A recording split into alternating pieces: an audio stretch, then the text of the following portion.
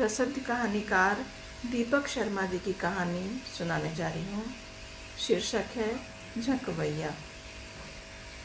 मैं जानती हूँ मेरी पीठ पीछे लोगों ने मुझे 3-3 नाम दे रखे हैं, गपिया, गॉसिप और झकवैया। आप सोचते हैं मैं दूसरों की एकांतता पर अतिक्रमण करती हूँ, उनके भेद जानने और खोलने का मुझे चाव है, या फिर सोचते हैं निंदा सुख का लोभ है मुझे, गलत नतीजों पर पहुँचने की लत है और दूसरों के सच को मैं तोड़ मरोड़ कर पेश किया करती हूँ। गलत गलत, एकदम गलत। बल्कि मैं तो हर हेर फेर से ऊपर हूँ। किसी के भी सच को कभी उलटती पुलटती नहीं, केवल तथ्यों को संदिग्धता की ओट से बाहर निकालकर निश्चिति प्रदान करती हूँ। मेरा यह मानना है, स्त्रियों में बदकही बहुत ज़रूरी है। यह हमारे संबंधों को बनाने संवारने का एक बहुत बड़ा साधन है। हमारी अंतःशक्ति एवं एकत्रीकरण को संगठित करने का आधार है। निजी घटनाओं को सामाजिक यथार्थ के परिप्रेक्ष्य में देखने का माध्यम। अब देखिए, अपनी पड़ोसन कांता के घर उस दिन मैं जितनी जिज्ञासा लेकर गई, उतनी ही सहानुभूति भी भला क्यों। हुआ यूँ, पिछली ही रात हमारे कॉलेज के प्रिंसिपल की सालगिरह पार्टी में अनिल को नलिनी के साथ कुछ ज़्यादा ही हंसते गपियाते देखा तो फौरन उससे जाकर पूछा, कांता नहीं आई है क्या? जवाब मिला, नहीं, वह यहाँ नहीं है, अपने मायके में है। अब मैं उसकी बात कैसे मान लेती, जबकि मैं जानती थी कांता यहीं है। मायके नहीं गई है और जाएगी भी नहीं। पड़ोसन हूँ उसकी। कॉलेज के इस परिसर में बने स्टाफ क्वार्टरों में हमारे क्वार्टर एक दूसरे से सटे हैं। कल की पार्टी में तुम आई क्यों नहीं? कांता के दरवाज़ा खोलते ही मैंने अपनी प्रश्न पिटारी खुल जाने दी। मेरा जी अच्छा नहीं था।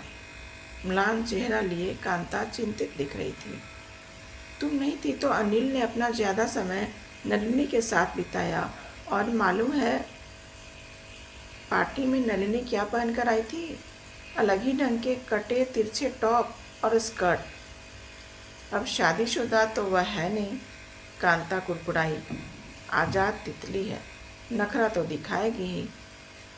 अनिल और मेरे पति कॉलेज के जीव विज्ञान में विभाग में हैं, जहाँ मेरे पति सीनियर लेक्चरर हैं और नलिनी अभी हाल ही में लखनऊ से कस्बापुर में उन्हीं के विभाग में लेक्चरर की नई नियुक्ति पर आई है। मगर तुम्हारे मायके जाने की बात कहाँ से आई? अनिल कह रहा था तुम मायके गई हो। यह रट अनिल की है। ज़बरदस्ती मुझे मायके भेजना चाहते हैं, जबकि मैं वहाँ जाना नहीं चाहती। वही तो मैं हैरान थी, तुम वहाँ क्यों जाओगी, वह भी आजकल जब बच्चों के स्कूल चल रहे हैं। कांता मुझे बता चुकी थी, उसके पिता के देहांत के बाद से ही उसके तीनों भाइयों ने बिजनेस और मकान बांट लिया है और वहाँ सभी को अपनी अपनी पड़ी है, उसकी भाभियों और भतीजे भतीजियों को भी। कांता की तनिक परवाह नहीं, उसकी माँ तो बहुत पहले ही स्वर्ग सिधार चुकी थी। मगर अनिल है जो मुझे वहाँ भेजने पर तुले हैं। कांता फफकी। तभी एक मोटर गाड़ी के रुकने की आवाज़ आई। अनिल आ गए हैं। चौंक कर कांता उठ खड़ी हुई। मेरा सूटकेस अभी तैयार नहीं हुआ। कांता अपने शयन कक्ष की ओर चली तो मैं बाहर वाले बरामदे में निकल आई। आप? मुझे सामने पाकर अनिल सकपकाया। कांता को देखने गई थी, वह यहीं है। मैंने उसे समझाया है, उसे इस समय मायके नहीं जाना चाहिए, आपको छोड़कर, बच्चे और घर बार छोड़कर। उसकी बड़ी भतीजी की सगाई हो रही है, उसके मायके वाले सभी उसे बुला रहे हैं। कल उसकी टिकट पक्की नहीं हो पाई थी, मगर आज मैं उसकी टिकट पक्की करवा कर आ रहा हूँ। अनिल ने अपनी खींच तनिक नहीं छिपाई और समापक मुद्रा में मुझे हाथ जोड़कर अंदर बैठक की ओर बढ़ लिया। अच्छा, फिर बाद में मिलते हैं। टिकट वापस कर दो। बैठक में मैं और उसके पीछे पीछे जा पहुँची। मैंने कांता को मना लिया है, वह अपने मायके जब बच्चों की छुट्टियों में जाएगी, आज नहीं। कांता से पूछता हूँ। अनिल अंदर वाले कमरे में अपना कदम बढ़ा ले गए। बैठक में बैठी नहीं, उसके दूसरे कोने में रखे फ्रिज के पास जा खड़ी हुई। कन सुई लेने। उनके शयन कक्ष से फ्रिज की दूरी बैठक में रखे सोफे से कम थी। उस चुगलखोर औरत को तूने इधर क्यों बुला लिया? अंदर से अनिल की आवाज़ आई। गुहार के लिए? मैंने उसे नहीं बुलाया था, कांता का जवाब था। जा झकवैया को भेज करा। उसका पति मेरा सीनियर न होता तो मैं खुद ही उसे बाहर धकिया आता। मैं उसे जाने को नहीं बोल सकती। कांता रोने लगी। अपनी उपस्थिति दर्ज कराने हेतु मैंने कांता को जोर से पुकारा। कांता। कांता के स्थान पर अनिल उपस्थित हुआ। उसके हाथ में एक सूटकेस का पट्टा था जो उसके पीछे पीछे लुढ़का चला आ रहा था। सॉरी मैडम, हमें क्षमा कीजिए। इस समय कांता को निकलने की जल्दी है। उसके भैया भाभी मान नहीं रहे हैं। बोलते हैं कांता को सगाई में आना ही पड़ेगा। मैं बैठक की अपनी पुरानी सीट पर जा बैठी। कांता से मिलकर जाऊंगी। उसे थोड़ा सामान उधर से लाने को बोलूँगी। कैसा सामान? अनिल का चेहरा तमतमाया। वहाँ के पापड़ और बड़ी बहुत अच्छे होते हैं, वही मंगवाऊंगी। देखता हूँ कांता इतनी देर क्यों लगा रही है। हड़बड़ा कर अनिल अंदर लौट लिया। उसे गए 2 पल भी न बीते थे कि अंदर से एक चीख सुनाई दी। चीख कांता की नहीं थी, अनिल की थी। क्या हुआ? मैं चीख की दिशा में दौड़ ली। मेरे शेविंग ब्लेड से कांता ने अपनी कलाई काट ली है। अनिल अपनी शयन कक्ष के गुसलखाने में खड़ा काँप रहा था और नीचे फर्श पर कांता अपनी रक्त रंजित कलाई पकड़कर लेटी थी, सफ़ेद चेहरा लिए लगभग अचेत।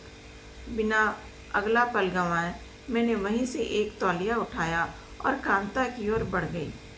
उसकी घायल बाँह मैंने तत्काल उसके दिल की सतह से ऊपर उठाकर अपने कंधे पर टिकाई और उसकी कलाई की दिशा में आ रही उसकी धमनी टटोली और उस पर वह तौलिया कस कर बांध दिया ताकि फूट रहे खून का बहाव मंद पड़ जाए। मैंने अनिल से कहा, हमें कांता को ट्रॉमा सेंटर ले चलना होगा। तुम अपनी मोटर की पिछली सीट पर कांता को लिटा लो, मैं उसे संभाले रहूँगी। अपनी कलाई काटने से पहले कांता को 10 बार सोचना चाहिए था। ट्रॉमा सेंटर के रास्ते की चुप्पी अनिल ने तोड़ी। बच्चे क्या करेंगे? लोग क्या कहेंगे? कॉलेज में मेरी कितनी खिल्ली उड़ेगी। अखबारों में हमारा नाम आएगा, बदनामी होगी। मगर नहीं, मन में जो आया कि उसे मरना ही है तो उसे मरकर दिखाना भी है। आपको क्यों लगता है कि वह बचेगी नहीं? लगातार काँप रही कांता की कपकपी मैं बढ़ाना नहीं चाहती थी और अनिल को आगे बोलने से रोक दिया। वह बचेगी और ज़रूर बचेगी। हमें यह समय प्रार्थना और आशा के साथ बिताना चाहिए, गुस्से और डर से नहीं। ट्रॉमा सेंटर में उस समय 3 डॉक्टर थे कांता को देखने। उनमें से एक ही आगे आया। सबसे पहले तो हम चाहेंगे इनकी कलाई पूरी तरह साफ की जाए, फिर पता लगाना होगा कि उसका घाव कितना गहरा है और क्या कटा है। क्या कुछ कलाई के अंदर सिमटा है? कितनी मांसपेशियाँ व नसें? 10 हड्डियाँ अंगुलियों की ओर जाती हुई और 2 धमनियाँ जो दिल की ओर से इधर खून उपलब्ध कराती हैं, रेडियल व अल्पर। मेरी पत्नी तो बच जाएगी ना? अनिल अधीर हो चला। देखते हैं। कांता को आईसीयू में भेज दिया गया। वहाँ कांता को सामान्य स्थिति में लौटने में डॉक्टरों ने समय तो बहुत लिया, मगर उनके प्रयास विफल नहीं गए। आप भाग्यशाली हैं अनिल और मैं। जब तक जड़ बनकर वहीं आईसीयू के बाहर जमे रहे थे और डॉक्टर ने आकर हमें बधाई दी। कलाई की रेडियल नर्व और रेडियल आर्टरी दोनों ही कटने से बच गई। दूसरी नस जो कटी है वह सी दी गई है। कट हॉरिजेंटल था, आड़ा चीरा, वर्टिकल नहीं, खड़ा नहीं। अच्छी बात यह हुई कि आप उसे समय से हमारे पास ले आए और वह भी फर्स्ट एड के बाद, वरना बहुत सारा खून बह जाता और हमें खून चढ़ाना पड़ता। फर्स्ट एड मैंने ही दी थी। मैंने अनिल की ओर विजयी भाव से देखा, जिसे आप झकवैया कहते हैं। नहीं, मुझे लज्जित मत कीजिए। अनिल ने मेरी तरफ हाथ जोड़े। आप उस समय हमारे घर पर न होती तो आज अनर्थ हो जाता।